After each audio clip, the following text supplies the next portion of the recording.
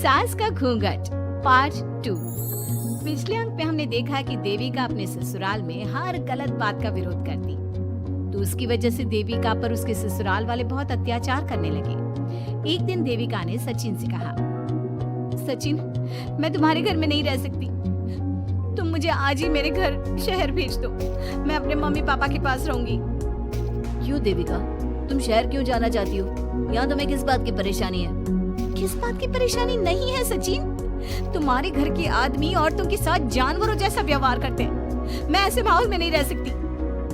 देखो देविका, तुम्हें यहीं रहना होगा। तुम्हारी शादी मुझसे हो गई है, अब मैं तुम्हारा पति हूँ और यही तुम्हारा घर है। अच्छा, तो तुम्हें याद है कि मैं तुम्हारी पत्नी हूँ? जब तुम्हारे पिताजी और चाचा जी मुझे एक हफ्ते के लिए कमरे में बंद कर देते हैं, तब तुम्हें क्यों याद नहीं आता कि जो औरत कमरे में बंद है वो तुम्हारी पत्नी है? जब तुम्हारे जीजाजी और भाई मुझसे बदतमीजी से बात करते हैं, मुझे खाने के लिए कुछ नहीं देते, तब भी तुम्हें याद नहीं आता कि मैं तुम्हारी पत्नी हूँ? देखो देविका, तुम बेकार की बातें मत करो। तुम यहाँ ढंग से रहोगी, सबकी बात मानोगी, तो कोई तुम्हें कुछ नहीं कहेगा। इस तरह जानवर की तरह रहना ढंग से रहना है तो सॉरी सचिन, मैं नहीं रह सकती, मैं आज ही अपने घर जाऊंगी। ये बोलकर देविका अपना सामान पैक कर लेती है और घर से जाने लगती है। सचिन भी उसके पीछे पीछे चलता है और उसे समझाने की कोशिश करता है। जब ये सब जोगिंदर ने देखा तो बोल पड़ा, बहू, यह सब क्या हो रहा है? कहाँ जा रही हो? सचिन, बताओ अपने पिताजी को कि कहाँ जा रही हूँ मैं शर्म नहीं आती अपने पति का नाम लेते हुए? मैं अपने पति का नाम ले रही हूँ, इसमें आपको क्या परेशानी है? आपका नाम तो नहीं ले रही हूँ ना? देविका, ये किस तरह से बात कर रही हो तुम पिताजी से?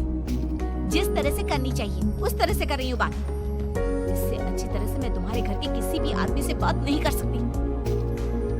तीनों की बात सुनकर घर के बाकी लोग भी वहाँ आ जाते हैं। तभी जोगिंदर कहता है, हमारे घर की औरतें अपने मर्दों का नाम नहीं लेती। तुम्हारे शहर में होता होगा, लेकिन हमारे यहाँ पर ऐसा कुछ नहीं होता। बहू, सचिन तुम्हारा पति है, तुम उसका नाम मत लिया करो। तुम अपने पति का नाम लेने की जगह ए जी, ओ जी, सुनो जी कहा करो। पति ना परमेश्वर होता है। तो परमेश्वर का तो हम नाम लेते हैं। क्यों माँ जी, क्या आप अपने इष्ट देव का नाम नहीं लेती? माँ जी, ये सब इन पुरुषों के बनाए तौर तरीके हैं, औरतों को दबाने के लिए। ये बेशर्म लड़की ऐसा नहीं सुधरेगी। ये हमारे घर की औरतों को भड़का रही है। सचिन, तुम इसे चुप कराओगे या फिर मैं करूं? नहीं नहीं पिताजी, मैं अभी समझा देता हूँ।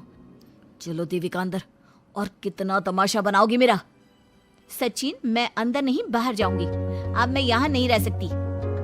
देविका की बात सुनकर महेंद्र कहता है, भाई साहब, ये लड़की इस घर से और गांव से बाहर ना जानी चाहिए, नहीं तो हमारे घर और गांव की औरतें भी ऐसी ही हरकतें करेंगी, वो भी मर्दों के खिलाफ बगावत करेंगी। और मैं भी देखती हूँ कि मुझे घर से बाहर जाने से कौन रोकता है। बहू, इनसे बहस करने का कोई फायदा नहीं, तुम अंदर चलो। इस गांव के मर्दों के अंदर बहुत अहंकार भरा हुआ है। देविका किसी की बात नहीं सुनती और अपना सामान उठाकर घर से बाहर जाने लगती है। तभी वहाँ मोहन और कल्याण आते हैं। कल्याण देविका के हाथ में से उसका सूटकेस छीन लेता है और मोहन देविका को जोरदार थप्पड़ मारता है। देविका का सर दीवार में लगता है और वो बेहोश हो जाती है। देविका, देविका तुम ठीक तो? भैया, आपकी हिम्मत कैसे हुई मेरी पत्नी पर हाथ उठाने की? सचिन, तुम जल्दी से देविका भाभी को अंदर कमरे में ले जाओ, मैं अभी वैद्य जी को लेकर आती हूँ। वीना जल्दी से वैद्य जी को लेकर आती है। वैद्य जी थोड़ी देर तक देविका की जांच करते हैं और कहते हैं, मुबारक हो आप सबको, आपकी बहू माँ बनने वाली है। अभी तो मैं आपको दवाई दे देता हूँ, लेकिन आगे इनके इलाज के लिए आपको दाई अम्मा को बुलाना होगा। ये बात सुनकर घर के सभी लोग खुश होते हैं। देविका को जब होश आता है, उसे ये बात पता चलती है तो वो बहुत खुश होती है। वो सबसे कहती है, मैं अपने बच्चे को यहाँ नहीं रख सकती। क्यों बहू, क्या हुआ? अब तुम ये सब बातें मत सोचो, तुम्हें आराम करना चाहिए। नहीं माँ जी, आप नहीं समझ रही। अगर मेरा बेटा हुआ तो इस घर के मर्दों की तरह अहंकारी और औरतों पर जुल्म करने वाला बनेगा, और अगर मेरी बेटी हुई तो वो जानवरों की तरह जुल्म सहने वाली बनेगी और दोनों ही अनपढ़ रहेंगी। देविका की बात सुनकर घर की सभी औरतों को पहली बार एहसास हुआ कि वो किस अंधकार वाले समाज में जी रही हैं। लेकिन फिर भी घर की सारी औरतें उसे ही समझाती हैं। बहू देखो, तुम्हारी बात सही है, लेकिन तुम इस हालत में सफर नहीं कर सकती। हाँ बहू, तुम यहीं रहो, अपना और अपने बच्चे का ख्याल रखो। देखो ना देविका भाभी, हमें बिल्कुल भी पढ़ना लिखना नहीं आता, अपना नाम भी नहीं लिख पाते, तो आप मुझे थोड़ा पढ़ा दीजिए ना। देविका, तुम्हारी बातें सुनकर पहली बार हमें एहसास हुआ है कि कैसे माहौल में हम जी रहे हैं। तुमने हमारे अंदर उम्मीद की नई रोशनी पैदा की है। यहाँ से मत जाओ तुम। देविका ने घर की औरतों की बात सुनी तो उसका दिल पसीज गया। उसने गांव में ही रहने का फैसला लिया। वो अपने घर की औरतों को रोज पढ़ाती, उन्हें अपने अधिकारों के बारे में, देश के बारे में बताती। इसी तरह कई दिन बीत गए और एक दिन सुजाता ने सचिन से कहा, सचिन, देविका की तबीयत ठीक नहीं, तुम जल्दी जाकर दाई अम्मा को बुला लाओ ना। भाभी, दाई अम्मा क्या कर लेंगी? आप किसी डॉक्टर को बुला लो, मेरी तबीयत ठीक नहीं है। देविका, गांव के लोग डॉक्टर पर भरोसा नहीं करते। दाई अम्मा बरसों से ये काम कर रही है, वो तुम्हें ठीक कर देगी। सचिन, तुम्हारे घर वाले अनपढ़ हैं, तुम तो पढ़े लिखे हो ना, देख नहीं रहे मेरी हालत क्या हो रही है। तभी तो बोल रहा हूँ, समय बर्बाद मत करो, मैं अभी आता हूँ। सचिन दाई अम्मा को बुलाकर ले आता है। दाई अम्मा घरेलू नुस्खों से देविका का इलाज तो कर देती है।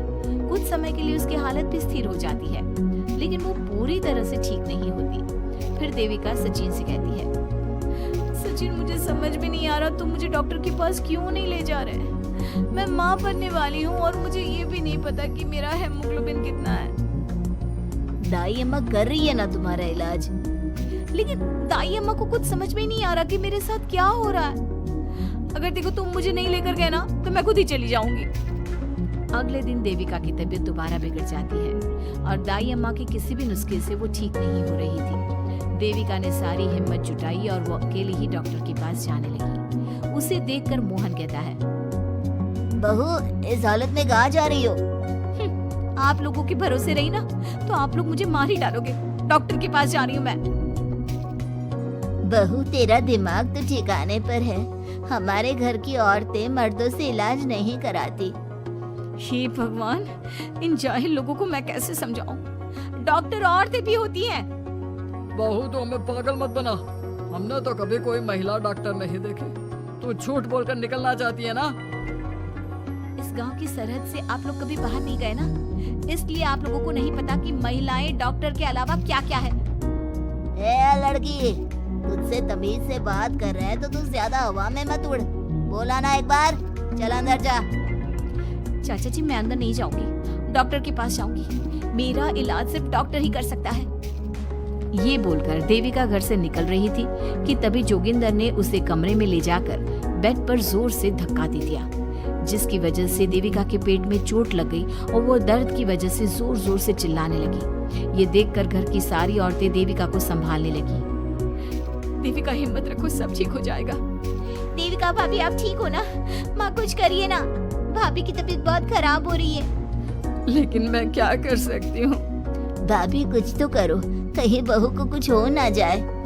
उधर जोगिंदर मेन गेट पर बड़ा सा ताला लगा देता है और कहता है, आज के बाद इस घर से कोई भी औरत बाहर नहीं निकलेगी। देविका का बच्चा भी इसी घर में होगा, ये जिंदा रहे या मर जाए। जोगिंदर की बात सुनकर सभी औरतें बाहर आती हैं। जब विमला को इस बात का एहसास हो जाता है कि जोगिंदर देविका को डॉक्टर के पास किसी कीमत पर नहीं जाने देगा, तब विमला पहली बार अपना घूंघट उठाकर तेज आवाज में कहती है, मैं भी देखती हूँ देविका को डॉक्टर के पास जाने से कौन रोकता है। आज देविका डॉक्टर के पास जाकर रहेगी। देविका की सास का घूंघट आखिरकार उतर ही गया। घर के आदमियों ने पहली बार विमला का ये रूप देखा था और उसकी तेज आवाज पहली बार सुनी थी। क्या विमला अपनी बहू की जान बचा पाएगी या जोगिंदर अपनी पत्नी की आवाज भी दबा देगा?